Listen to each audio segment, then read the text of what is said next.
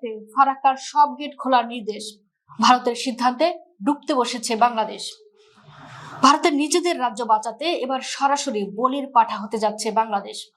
গঙ্গার পানি বেড়ে যাওয়ায় নিজেদের অস্তিত্ব রক্ষায় ফারাক্কা বাঁধের সব জলকপাট একযোগে খুলে দেওয়ার কড়া দাবি জানিয়েছে ভারতের বিহার রাজ্য।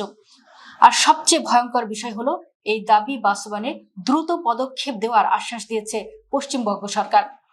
এর সোজা অর্থ হলো, ফারাক্কার এই মরণ ফাঁদ খুলে দিলে কয়েক ঘন্টার মধ্যেই উজান থেকে ধেয়ে আসা প্রলয়ঙ্কারী বন্যায় তলিয়ে যাবে বাংলাদেশের বিস্তীর্ণ অঞ্চল।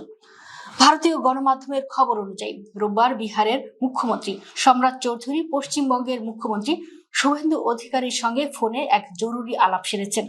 এক্সে দেওয়া এক পোস্টে সম্রাট চৌধুরী নিজেই এই বিপদের কথা ফাঁস করেছেন।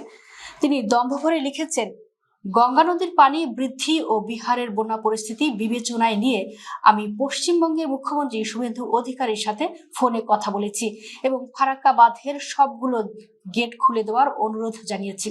মুখ্যমন্ত্রী শুভেন্দু অধিকারী এ ব্যাপারে দ্রুত ব্যবস্থার আশ্বাস দিয়েছেন। অর্থাৎ নিজেদের রাজ্যের নিরাপত্তা নিশ্চিত করতে তারা বাংলাদেশের দিকে বিপুল পানিপুঞ্জ ঠেলে দেওয়ার চূড়ান্ত সিদ্ধান্ত নিয়ে ফেলেছেন। ফারাক্কার সব গেট একযোগে খুলে দিলে কি ভয়ঙ্কর পরিণতি হবে বাংলাদেশের। গঙ্গা নদীতে নির্মিত ফারাক্কা বাঁধ ভারত সীমান্তে অবস্থিত হলো এর সরাসরি শিকার হয় বাংলাদেশ। ফারাক্কার সবকটি গেট খুলে দেওয়া হলে উজানের আটকে থাকা বিশাল পানিপুঞ্জ গঙ্গা হয়ে সরাসরি বাংলাদেশে প্রবেশ করবে এবং পদ্মা নদী দিয়ে ভয়ঙ্কর বেগে আছড়ে পড়বে। অতিরিক্ত পানির এই দানবীয় চাপে পদ্মা থেকে গড়াই, মধুমতি ও আড়িয়াল খাসা ও অন্যান্য শাখা নদীগুলোতেও মুহূর্তের মধ্যে পানি ছড়িয়ে পড়বে। পানি উন্নয়ন বোর্ডের আশঙ্কা, এই ঢল বাংলাদেশে আসা মাত্রই রাজশাহী, চাঁপাইনবাবগঞ্জ, কুষ্টিয়া, পাবনা ও শরীয়তপুরের পদ্মা তীরবর্তী নিম্নাঞ্চল ও চরাঞ্চল প্রলয়ঙ্কারী বন্যায় তলিয়ে যাবে। একই সঙ্গে প্রচন্ড স্রোতে, তীব্র নদী ভাঙন ও হাজার হাজার হেক্টর ফসলি জমি চিরতরে হারিয়ে যাওয়ার মতো মহা বিপর্যয় নেমে আসবে। আন্তর্জাতিক নদীর পানি নিয়ে ভারতের এই চরম স্বার্থপরতা নতুন কিছু নয়।